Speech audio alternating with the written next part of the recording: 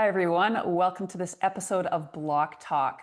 Finally, I am having a conversation with Dr. Perry Nicholson. Now, so many people in our community for the last couple of years have been reaching out saying, the two of you need to connect. You have to have a conversation. So we have, and here we are doing it for now for my community. So I'm so very grateful to have you here, Perry. And come on out and introduce yourself and say hi to everyone. Thank you so very much. It's grateful to be here. I'm honored to be here. You were actually just on my podcast, the Stop Chasing Paid podcast that posted today as well. So it's great to be here. Awesome. Yeah, I'm so glad that we did meet after all these years because I've been following your work for a long time because we have a mutual love for fascia. But Yes. actually, you know what really pulled me in is when I started to follow your work. You were one of the few people that talked about fluids of the body. And I Mm. mean, that's my favorite thing to talk about, all the different types of fluids. So then I was immediately pulled in because I do a ton of work with the lymphatic system. That's kind of my jam. The but all fluid systems of the body, the lymphatic system and blood flow, artery flow and vein flow. Because what I've discovered over the years is treating people in chronic pain who really struggle to find out why am I not getting better when I'm trying all these things that are supposed to help me, but I'm still struggling. And I found out through my work and through my own experience that it came down to the lymphatics and the fluid flow systems. And we just use fascia as a way to influence that, right? Yes. And Wow. so my, Fast. my story of getting into that actually happened, I think roughly, probably, I've been doing a lot of lymphatic work close to 12, 13 years now. And it was honestly out of necessity because I got sick with an autoimmune disease. It felt like I had like three or four of them, and I never really got a diagnosis of which one it was. It kind of felt like I had all of them. And Mm. no matter what I did to try to help myself, I couldn't get better. But I was only looking at things through the lens of stuff that I've studied and known and practiced up to that point. And it wasn't helping me with that recovery. So that's when I had to branch out and say, okay, I'm actually missing something big here, a big piece of the puzzle. And that turned out to be the lymphatic system. And once I started working on that, I felt like a different person, a different human being within 30 days. And I said, okay, that's it. I think I'm on to something here. And that became my purpose, my life calling up to this point here. So, two questions. So, when you started becoming unwell, did it hit you like a brick, or was it this ongoing, slow accumulation of negative symptoms? It was a little bit of both. I think I just got so used to not feeling great that it became my new normal. That may sound similar to a lot of people. But in hindsight, when I look back over the years prior to when I really went downhill, what I call the abyss or the quicksand, I'm like, oh, now I see these early warning signs that the body was sending me, the whispers before the scream arrived, sort of thing. And It's one of amazing the how adaptable we are, isn't it? Like ah, how we can just like suddenly it's like, okay, I can't maybe run up the stairs. I'm just going to walk up the stairs, but you don't even really trigger that that's a sign that something's changing because it's not a huge deal yet. Like we can adapt so easily that I think that's one of the gifts, but it's also one of the curses of us as humans.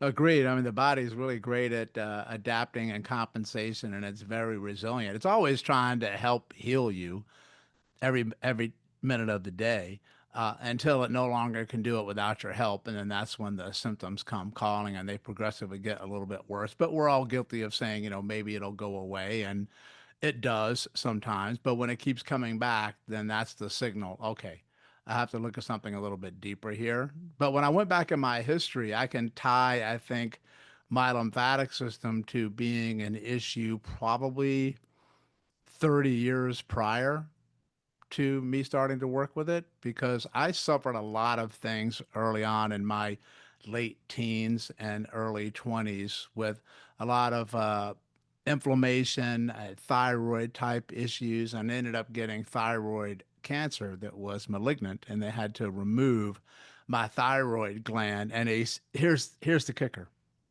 they removed my thyroid gland and a significant portion of my cervical lymph nodes at the time Wow.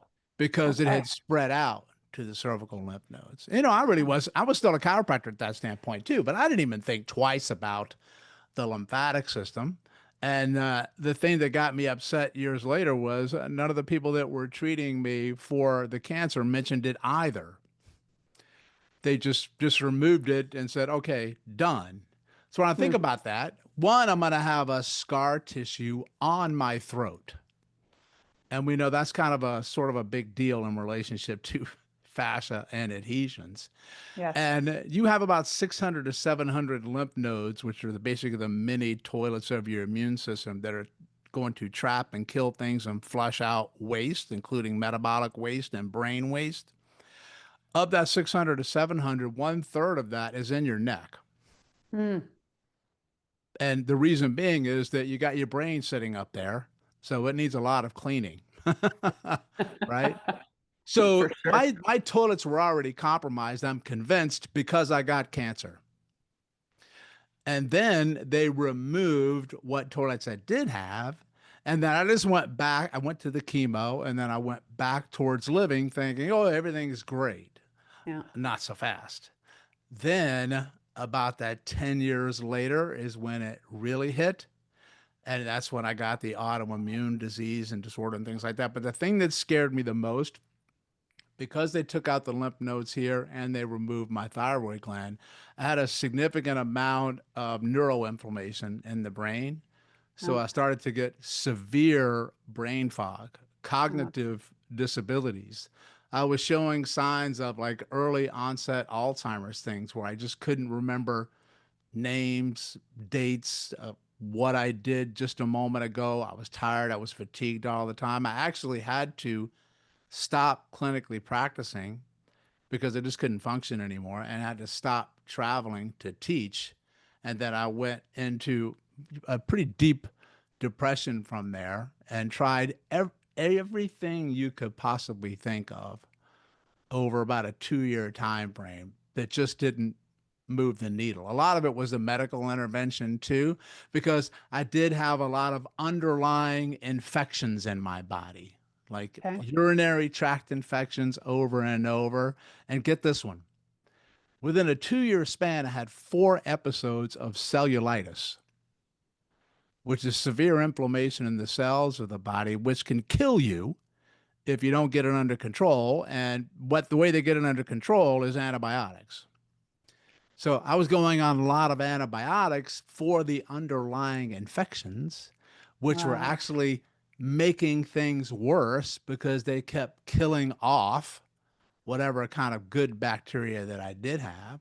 I got a systemic full body candida fungal infection that almost killed me as well. And oh, those things just kept getting worse and worse and worse. And medicine had no answers for me. And that's when I And said, okay, I've got to save myself. Nobody else is going to do it. how long ago was that? That's about 15 years ago now, I think. I just want to share the fact that I'm so sorry you went through that, but Thank you. for the people listening to see and hear you today, that is extremely inspiring and creates so much hope because I know there's a lot of people living in that space that you are in where you're depressed, you're non-functional, and your life is potentially no longer what it used to be, yet here you are and you're sharing with the world your story. You are beaming with health, and now you're helping so many others along the way. So that in itself, I just wanted to like really bring that forward because that's incredible. I had no idea that you were in that state only 15 years ago. Thank you very much. I appreciate that. Yes. And that's when I realized, okay, I really had said, what am I missing? Like obviously, medicine is trying the best that they can, Yeah. really, but they're only looking through a certain lens. And I said, well, whatever they're doing is not the answer. And then I don't have the answer. So I went back to kind of basics of physiology. I really opened up a physiology book and started to look at how cells function. Like how does one cell function? What does it need to function? And then that's when I came across the stuff that we just forgot about when we studied it in school.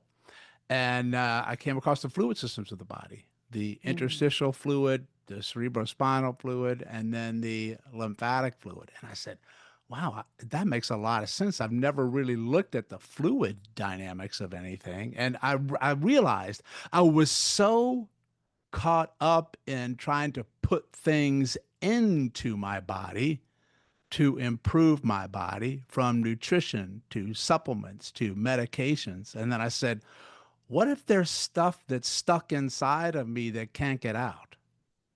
That's a different lens, right? And then I came across a quote that changed my life. And it's from classic osteopathic medicine that was founded by Andrew Taylor Still, who was one of the first pioneers to talk about the power of the lymphatic system. He even tells you life and death is through the lymphatics. And this is back in the late 1800s. That cat was Wow. onto something. No kidding. Yeah.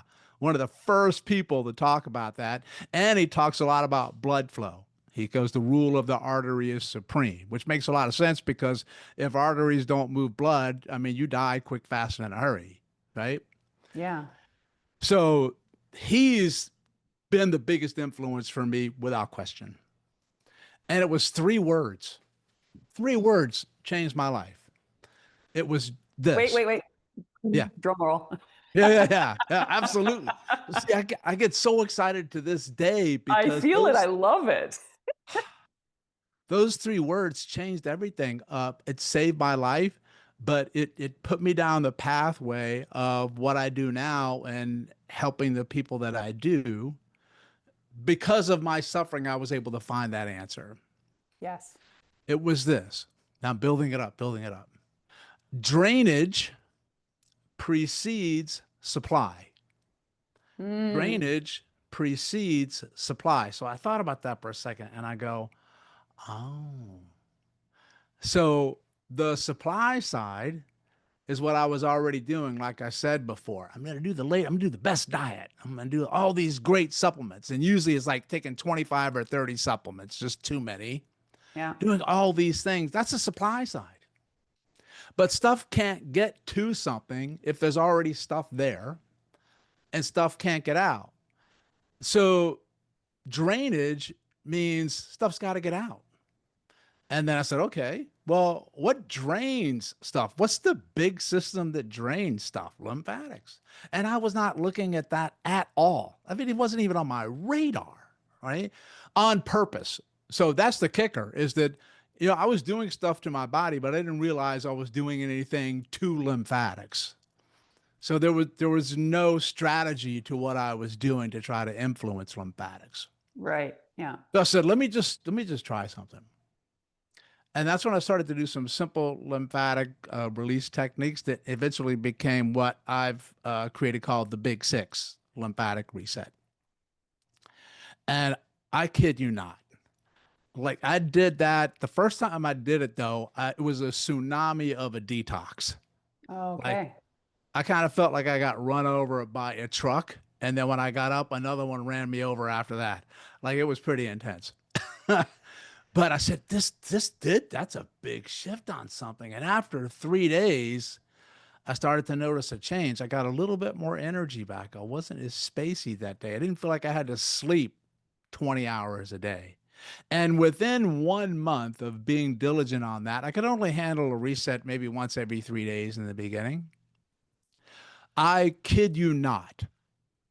I was about 60% better than I'd been in the years prior to that. And I Wow. shed a ton of swelling, inflammation, and edema, and body fat, roughly 25 pounds, just melted off, which was inflammation. Yes. And that was about the probably 12 years ago. And you know how many episodes of cellulitis I've had since then? Zero. Zero, Yeah. right? Because that Can you makes give a us a whole, little, can you give yeah, us a that's a lot of, little sampling of what you do, what you did, without giving it away, just how you approached your own lymphatic system? Yeah. So first of all, I just studied the system, but where it's located physiologically, where most of it lives.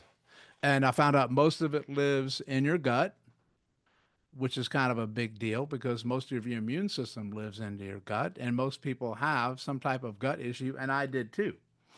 And mine was from a lot of the antibiotics that I had Yeah. taken and some of the radiation or chemo that I had to go to because that's going to wipe out everything. Right. Yeah. So I said, okay, well, I got to pay attention to there. But then I said, you got all these little lymph node toilets. Let me look at physiologically where are they located? And I discovered they're located around the primary joints of the body that need to move a lot for you. Your hips, your knees, your shoulder, and your upper neck. And the reason they're located there is because lymph needs a lot of movement to get things going. Yeah. And if you move your body and you do this thing called like walking, then those joints should move a ton. And that's the pump. And then if you're stuck in the abdomen here, it's very difficult to get good breathing down. So my breathing was really dysfunctional at that time. I've been a chronic mouth breather for probably 35 years, not breathing through my nose. But here's the kicker. I wasn't able to breathe through my nose because it was always stuffy. Mm-hmm. And then I said, well, why is it stuffy? Because my lymphatic system was stagnated and I was producing a lot of mucus. So one of the things that changed my life was after 30 days, I could breathe in and out through my nose for the first time in 35 years. Wow. You must have just like, it was like turning on the lights.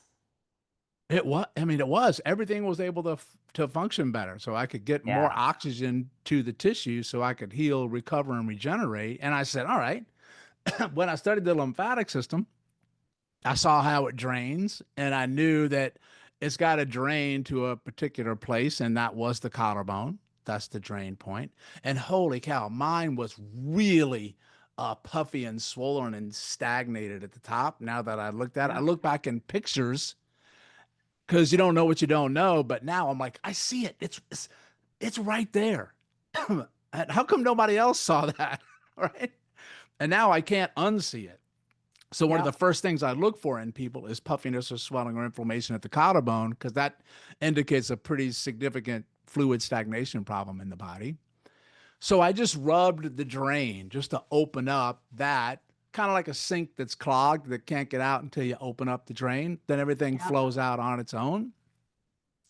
And then I just started rubbing those lymph node points at the joints. And then everything just started to flush out because I cleared the blockages for myself.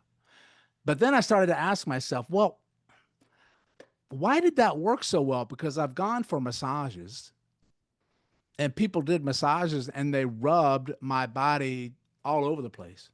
Right. And then I realized that's why it didn't work because they're rubbing all over the place.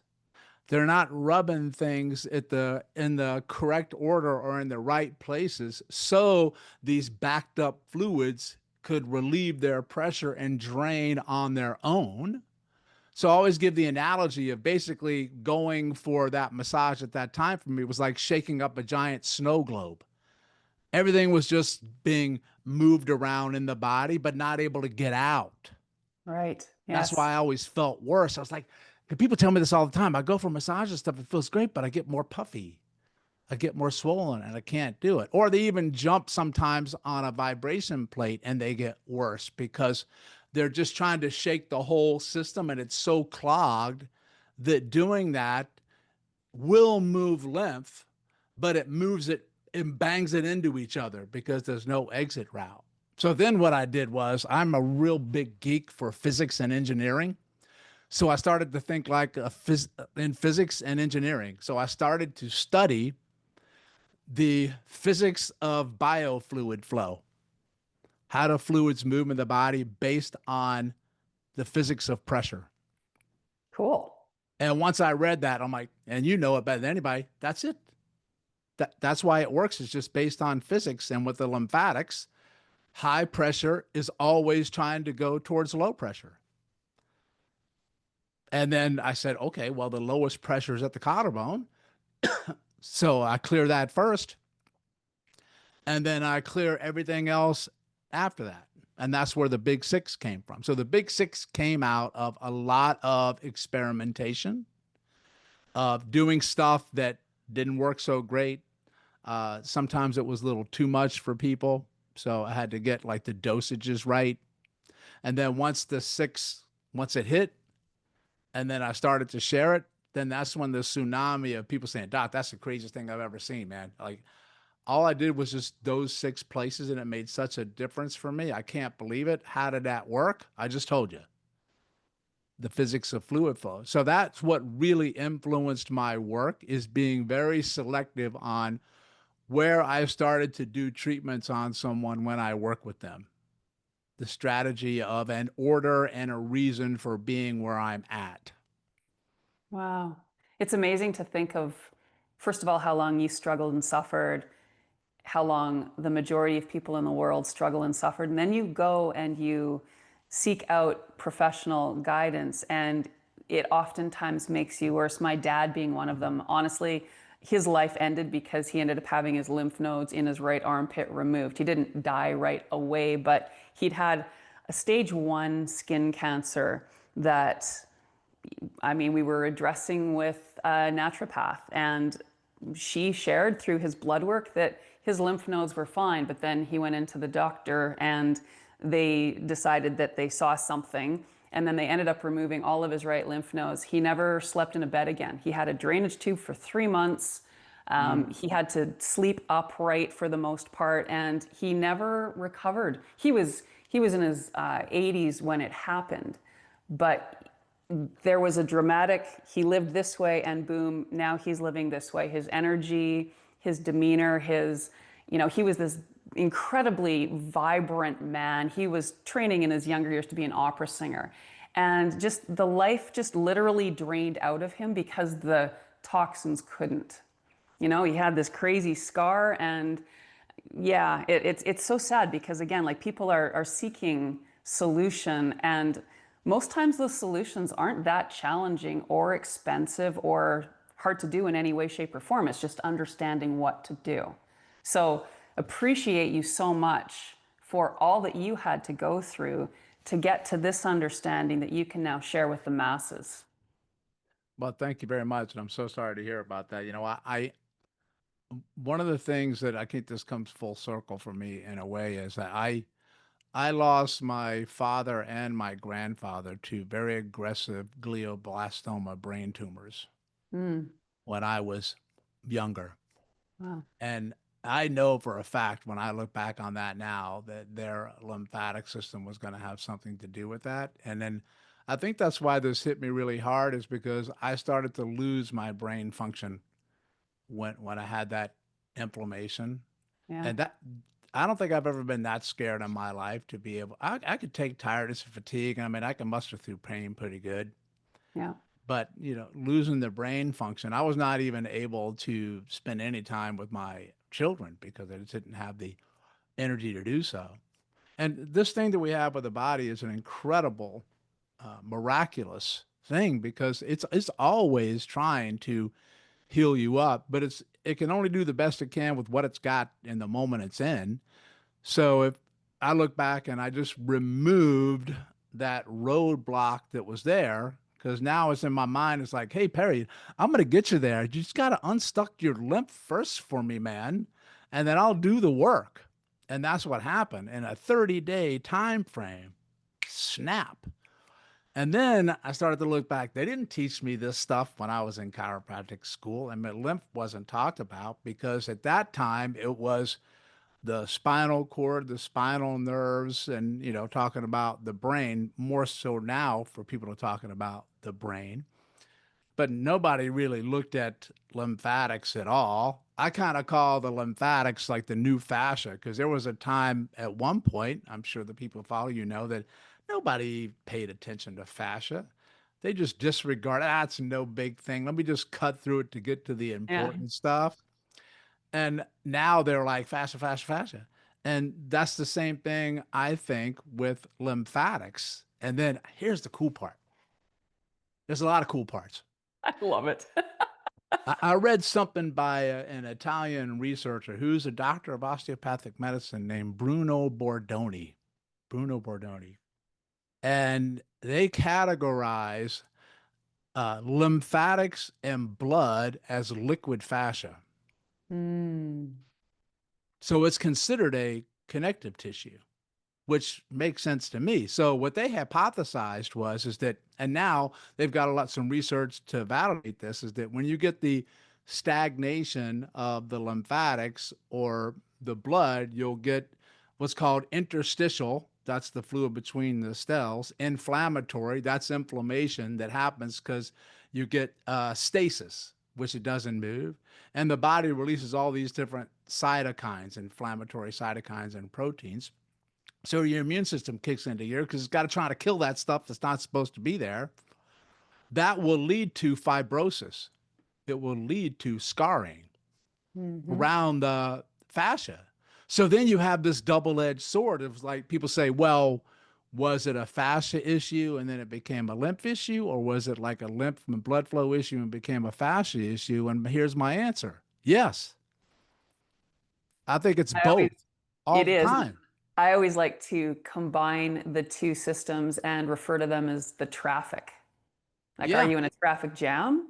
You know, the fascias, the roadways, the fluids move like the vehicles or people walking. And, you know, do you have a good clear roadway to drive on? Is it rush hour traffic and you're in the middle of Los Angeles and you're getting all the, you know, the toxins coming from the cars? Or is it the middle of the night and you're just moving nice and freely? Or is it minus 30 in Winnipeg and you've got to start your car and it hasn't been plugged in? Or is it nice, good temperature and you just get to go? Like all these different components, but it really comes down to how does your vehicle move and what are you driving on? And to me, it's that combination which creates the traffic in your body. Is there a roadblock or is there ease of flow? Yeah, I love that. That's one of the things I love so much about what you do. And you talk about the lymph and the fluids. And there was a phrase by Moshe Feldenkrais. Many people may know who he is. Brilliant in the world of movement in the brain. He called it the elusive obvious. Hmm. It's so obvious, it's right in front of you that you're overlooking it. And to me, that's fluid flow. Because if you think about it, nothing gets anywhere in the body unless it's in a fluid. Can it get to something? Can it get away from something? And if the answer to that is no, then what you're going to get is inflammation and pain and slow deterioration. And if you can get improved flow, then you get better delivery of all those oxygen and the nutrients and the elimination of waste. And then your cells can make new ones and be what I call hashtag beast mode monster. You're like, oh my goodness, I actually feel a lot better. And that's one of the things I gravitated towards your work too, is how one, you were one of the few people that talked about spending time around the abdominal region with your blocking. And I found a lot of stagnation in myself, and I find it on every single person that comes into my office. If you find me in my office, you got it. Like, you don't find me unless it's there. Yeah. Around that navel and around the center of the abdomen where that largest lymph sac lives, those are usually really, really backed up. And most people don't even realize it until like they lie on your block, right? Or put in there. And then there's such a profound difference that they had. But what I loved about your work is that I was so trained in going in, going hard, going fast, going deep, make them scream on the table because if it hurts more, it works better. And that's a complete antithesis of what I do now in relationship to understanding how the nervous system works. But that's why I like your work, because it's a slow absorbing into it and just breathing and feeling it. And then people can get there at their own pace.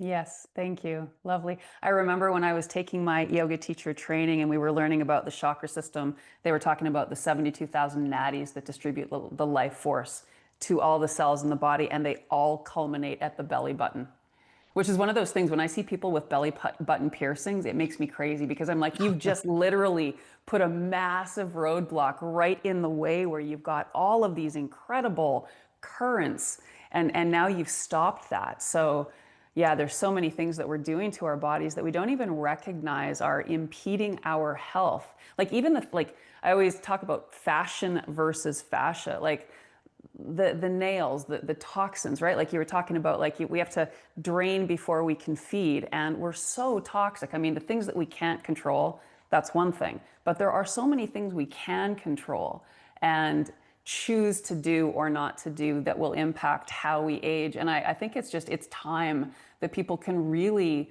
understand that. I agree. I've had 3 conversations now on these podcasts, everybody sharing toxic overload is the number 1 reason we're sick.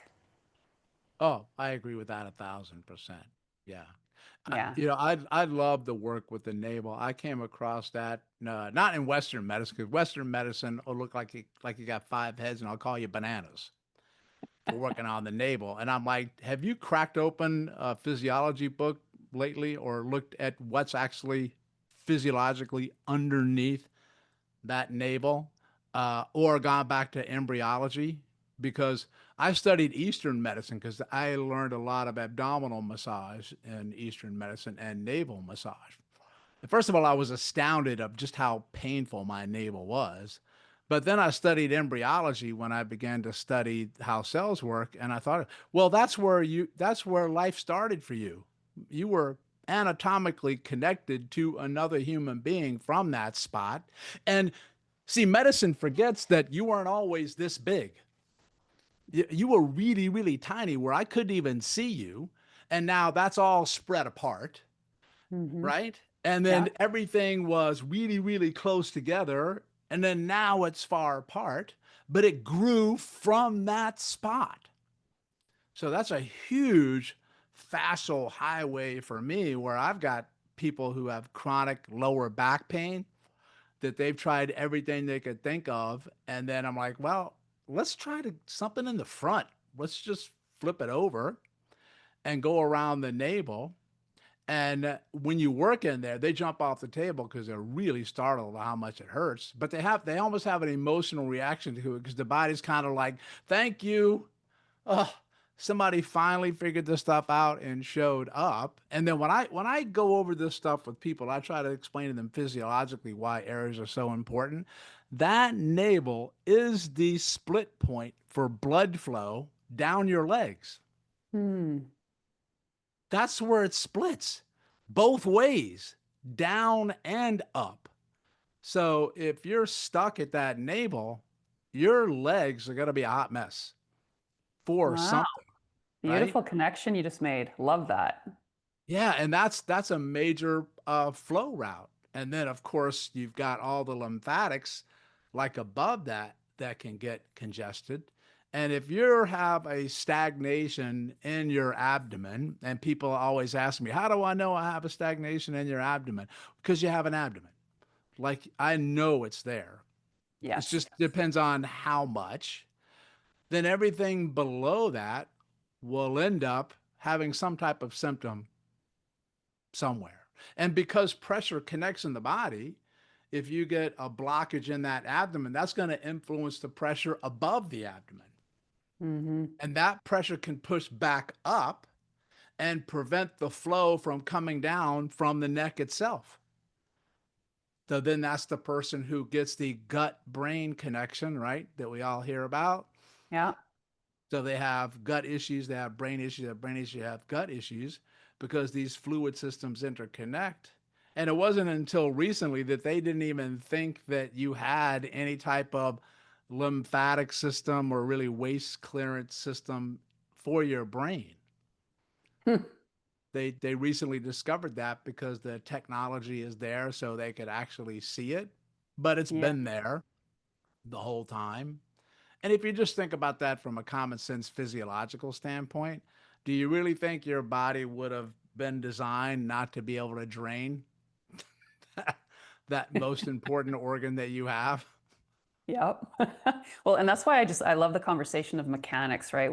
Whenever I'm looking at a body, if you're seeing feet that aren't aligned under your hips, imagine what that does to the hip joints and the pelvis. So now you're getting squeezed from the bottom up, and then that in turn forces the rib cage to come crashing down because now you're in an anterior pelvic tilt likely. So the Mm. mechanics of that. So you're getting a squeezing from below, an immense pressure from above, and people wonder why they have a gut issue or they're bloated or they struggle losing weight because it's got nothing to do with weight. I don't even like using the word weight. To me, it doesn't even make sense. And it's not even added fat. It's compression, ballooning, toxic area, creating parasites, other things to create more toxicity. We keep expanding and we try to diet or run it away. And that's not going to solve the problem. Right. Yeah. I mean, it didn't for me. I tried all of that stuff, and a lot of people do, especially if they're suffering from chronic disease or autoimmune disease. They're trying all these different nutrition programs and supplementations, and they get a lot of sensitivity to many things. And sometimes that stuff helps them. A lot of times it maybe for a little while, and then it stops helping. And that's why I tell people, if you see my shirt here, if it's on video, I have a shirt I wear all the time. It says, "When in doubt, lymph it out." If all else fails, just look at the lymph and open up the lymph, because I've never met any person who didn't function better when their lymphatic system functioned better. So the Big Six that I teach people, or the Lymphatic Mojo program that I teach, is not designed to replace other interventions or other modalities. It's actually designed to accentuate it, to help it.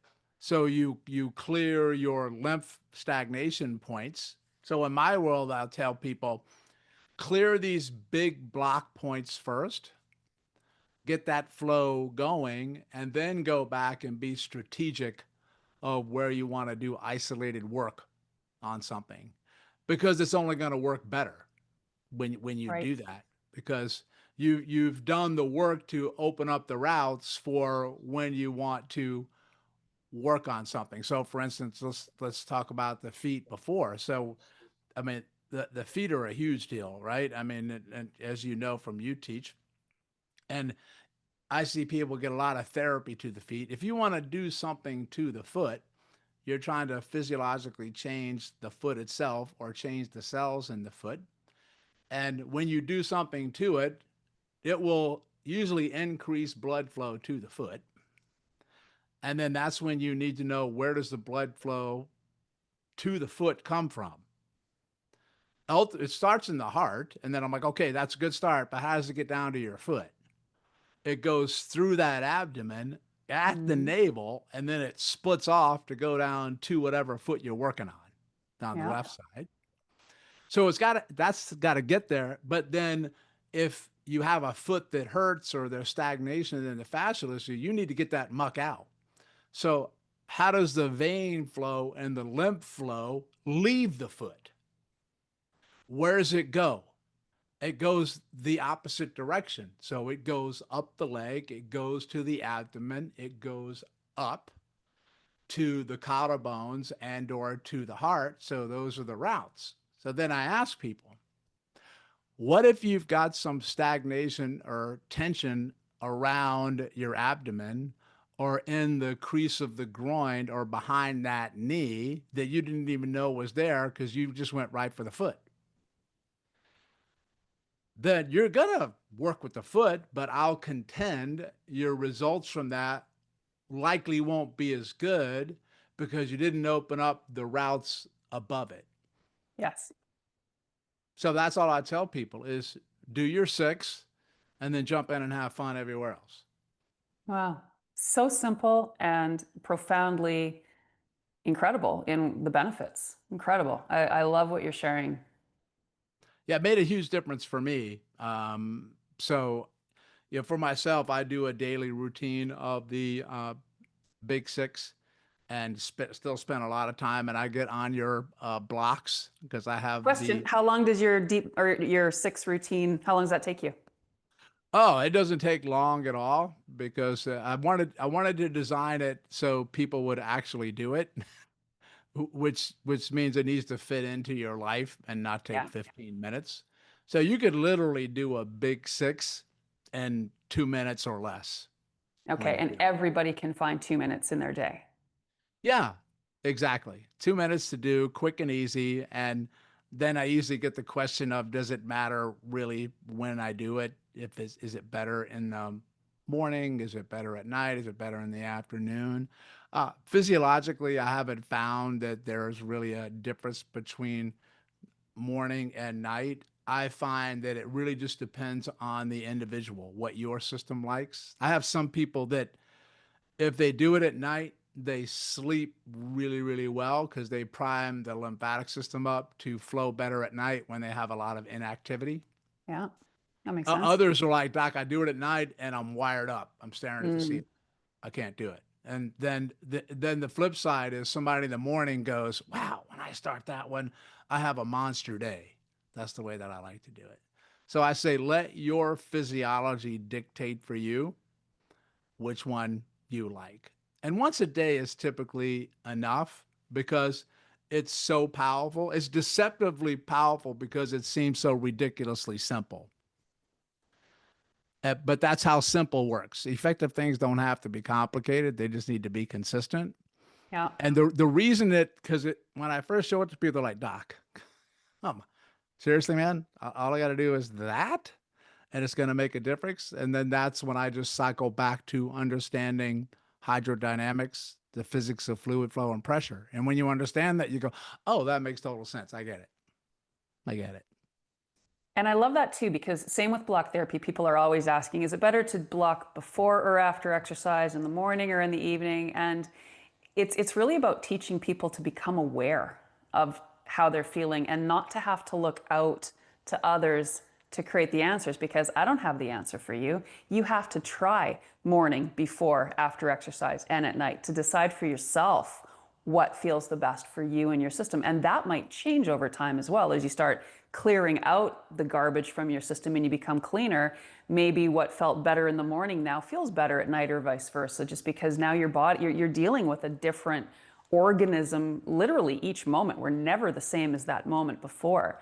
So that's what I love too, is what your work is doing. It's also teaching people to become more intuitive with themselves. And the more we can tap into what's going on, the more information we get, and then we get to provide the solutions and the processes that are most efficient for us, which is really what all we want. We just want to feel good so that we can do the stuff in life that we want to do. Yeah, I agree with that wholeheartedly. I mean, people are already under enough stress. So I don't want to add to it of like, oh, I have to do this now. And then they get up how many reps and how long. And I'm like, it's just breathe. It's okay. Just relax. Just get in there, slow down, decompress, feel it, and trust your own intuition and what your body is telling you. And people actually really like that. Yeah. Well, it's so empowering. And then once you can experience it for yourself, that you actually have some control over this thing that we're living in, I mean, that in itself just makes you breathe easier and it makes you more excited, because I honestly don't feel like, for me and for many, we don't have to be healed. We just want to know that we're on the right path. What's Mm. more scary is not knowing where we're going. So I don't need to feel 100% today, but I want to feel better than I did yesterday, and so on and so on. And I also want to understand when I might have a really off day, which we all do, that it doesn't mean I've spiraled into the other direction. It just means, A, my body is detoxing, or, I'm having a bad day, but tomorrow's a new day. So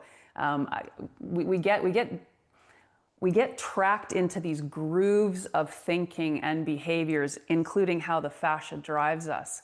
And that will lock us into the mindset. So as soon as we start changing the physical structure, we perceive life differently as well. And that's so exciting, because there's no reason to fear death or life. Yet so many of us are afraid of all of it. And to be able to approach each day with joy and just being in that moment and receiving whatever gifts we're supposed to have and relationships we're supposed to be a part of, that's the point. And sharing and teaching, and becoming a better version of ourselves than yesterday. So if we can do that, then I think there's just joy in life. And we need this now. This world is so toxic and so filled with fear and Mhm. strangeness, that to feel connection in your own body, where you can teach yourself that you are safe, then again, the whole world can potentially change for the better, in my opinion. When we all start feeling, I'm empowered, I got this, the choices we will make on every single front will be different. Yeah, I read a great quote once that I can't remember who said it, but it's that health is a direction, not a destination.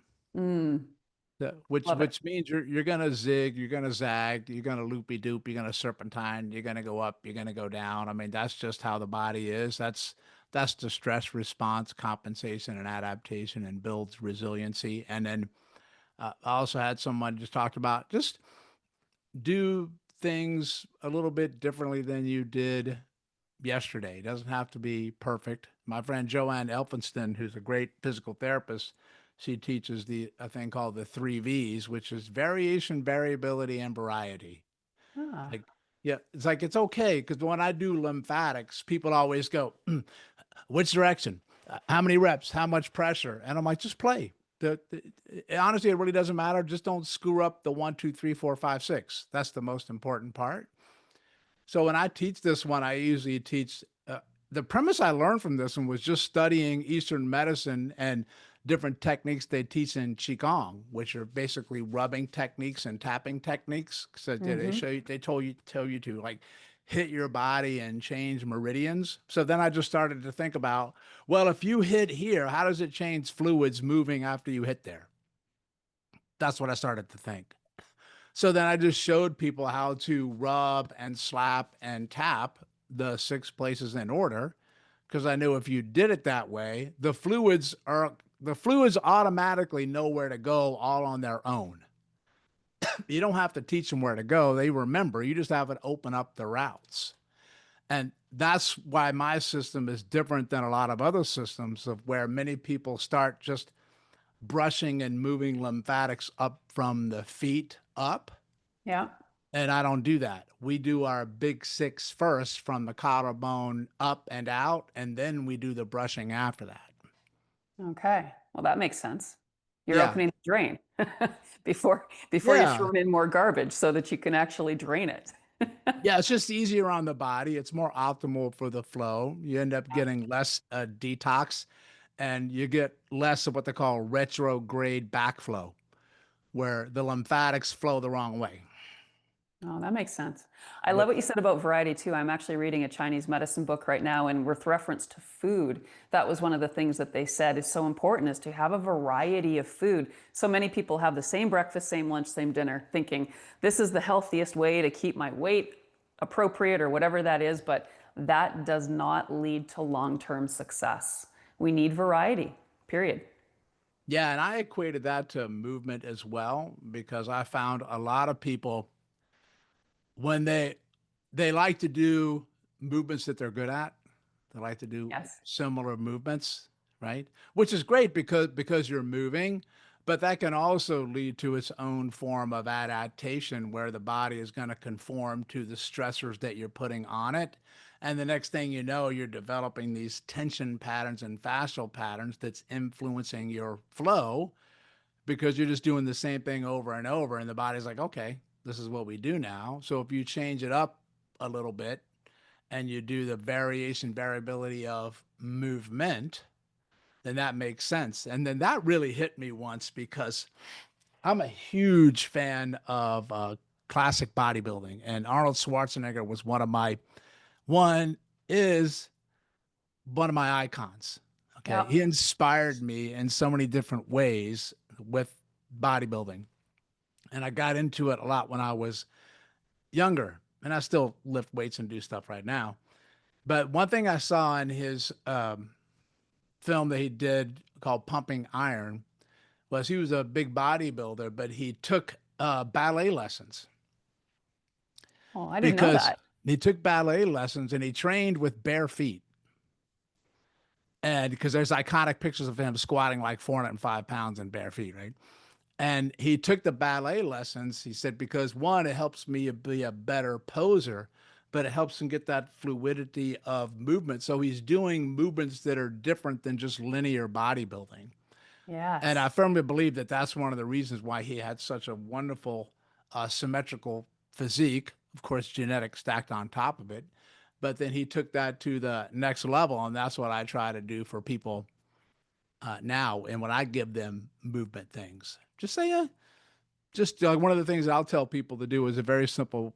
one where it's called go down to the ground and get back up again, and just do that a lot of different ways, like 10 times.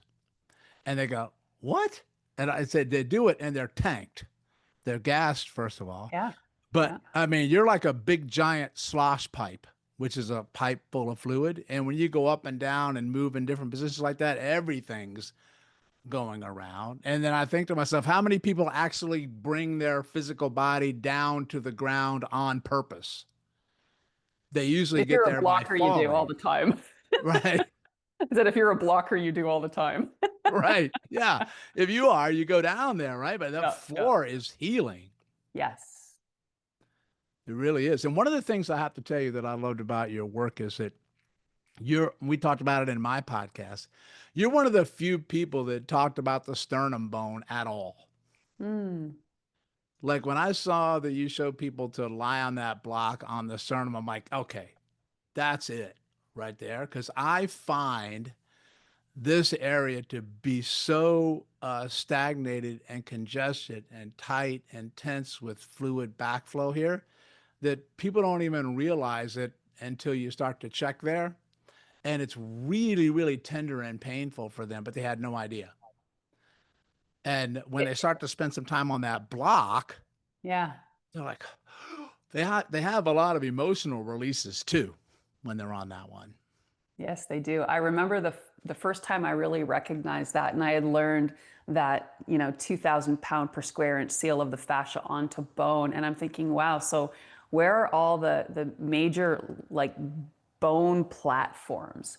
And of Mm, course, this is one big flat bone right here. And I also remember at the same time learning that the heart and the lungs should be at the front of the chest, and how I was so compressed and ballooned in my abdomen, and how this holding pattern. I also had a breast reduction when I was 25. So prior to that, because I was so big here and ashamed of it, mm. like I was always like pulling in and holding myself in this hidden alignment. So to finally have that understanding and like free the girls, like that was such a beautiful sensation, but that had to come with freeing those adhesions from the sternum.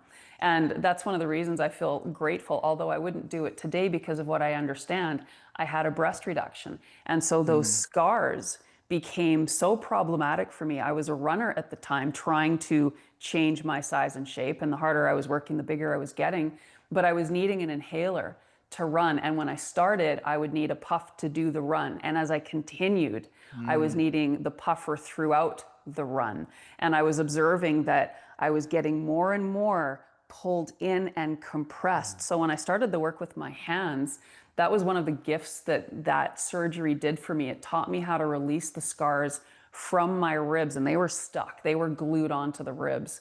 So that whole area became such an impulse for me to really work on myself and to create the change and to really have an understanding of this space. And especially as women, I mean, like how many of us women have asymmetrical breasts? And I always say it's not your breast that's asymmetrical, it's the platform it's sitting on. And if we're Mm. twisted in the rib cage, so will the breasts. And if they're getting twisted and pulled in, they become denser. What's the reason for so many people having breast cancer? Well, toxins, but those dense breasts hold the toxins in. So to be able to free and release all of that, so that was really where that understanding of the sternum work came from me, was from my own breast reduction. Oh, I love that insight about the torsion and then change. That's going to change the tension and the flow routes, right? Yes, And yes, that actually hits home for me is because we may have talked about this before, but when I was in my adolescence and teens, I was very heavy set, very obese, and I had a lot of weight in my chest. So one of the things that I would do, because I was just, ashamed of how I looked and I was teased a lot, I would roll forward and try to hide the whole front of my body because of the shame. And that just fed this tension in the gut, tension in the sternum, and everything that it manifested and was still like that decades later. And when I So got we in have there, a very that's similar experience with that because that was mine too. I mean, especially being, large yeah. breasted, you're made fun of when you're young and all those things. So then, yeah, you do try to make yourself as small as possible. And unfortunately, in the process of trying to make myself small, I ballooned even more and then Mm. became so constipated because I blocked all those channels of removal. And then, it goes on. And then I'm just a big garbage can. Yeah, exactly. I mean, you're just like crunching down Yeah. everything that's vital in this anterior region, and it's got nowhere. It can't go out, anywhere, so it's gonna go in other places, right? Yeah. Yeah, and it's funny because like just as you said that, when people say like, my legs they're thick or whatever, like I remember looking at pollution, and when you see those pollution bubbles and they're expanding and expanding, it could be one bubble expanding, right? So it's not that you have more fat cells. The cells that we have are under so much compression and they continue to expand the more toxic we become. Mm. So, like all of these sort of visuals to really help us understand what we can't necessarily see until you can actually see it because you understand what you're looking at. But yeah, I've always looked to nature and just sort of what's going on in the world to try to really make sense of what's going on inside here. I've always loved the saying, as above, so below. Everything Mm. in the universe is a mirror of itself. So we can get so much insight by seeing what nature's doing and then how we can approach this thing that we live in. So, Yeah. Oh, you can't go wrong following nature. I mean, she's pretty smart, and the body never does anything without a reason. It's way smarter than we are. yep. There's I'll always say. a physiological reason why it's doing something. You just have to. I always tell people you just have to think like your body. Oh, I love that. Think like your body. You're saying Yeah. all these wonderful taglines. We're gonna start writing these down and using them. Well, Perry, incredible wisdom, insight, what you've learned through your own personal suffering and then translated into healing for the masses is so beautiful, and I just love it. And I love that we're working together here, and I hope we can collaborate further as we go forward in the future because we both just really want to help people find the best version of themselves so they can live a great life. Do you have any last words for our listeners? Yeah. Well, first of all, thank you so much. And yeah, I think the universe is definitely going to line us up again to do some work together. Well, without a doubt. And thank you so much for allowing me to come on and talk about my passion and what I love to do. And anybody who wants to find out more information or people want to say, oh, where do I find the Big Six? Really simple. You just type that in on any search engine and I'm going to pop up. Or on YouTube for sure. It's kind of gone viral all over the world because of how much it's helped people. So it's very, very easy to find, and that will also take you into our website, stopchasingpain.com. That's kind of the central hub for all of the different things that we have to offer for teaching as well. Fantastic. Thank you so much for your time. And to all of our listeners, thank you for taking the time. And I'm sure you've gained so much valuable insight. Reach out to Dr. Perry. He knows what he's talking about. And everyone have a wonderful day.